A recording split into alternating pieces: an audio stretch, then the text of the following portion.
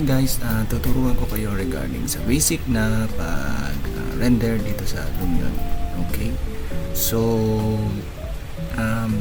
ipakita ko sa inyo kung paano, ano ang mga ginamit kong mga presets. So, punta muna tayo dito sa... So, realistic ang kinuha natin, ang ginawa natin for preset na ginamit natin.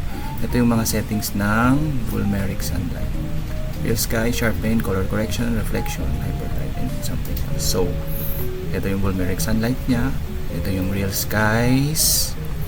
And then, sa sharpen natin, di tayo gumalaw dyan. Pero pwede mo naman igalaw lahat ng mga presets na yan. So, sa color correction, so nasa sa inyo rin na yan.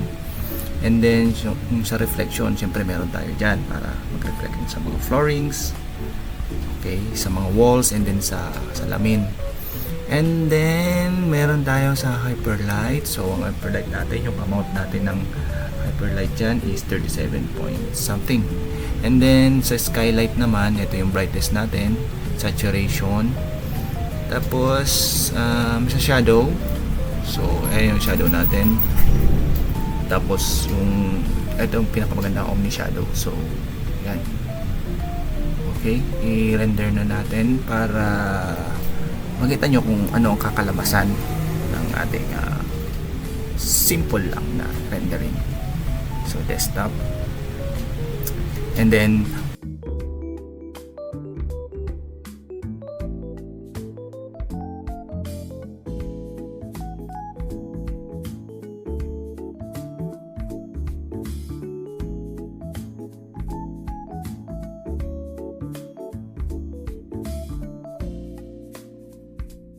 thank you so much. Ito na yung mga rendering natin. And then, saglit lang naman to actually. Depende sa bigat ng SketchUp file nyo, kaya Lumion file nyo. So, check natin.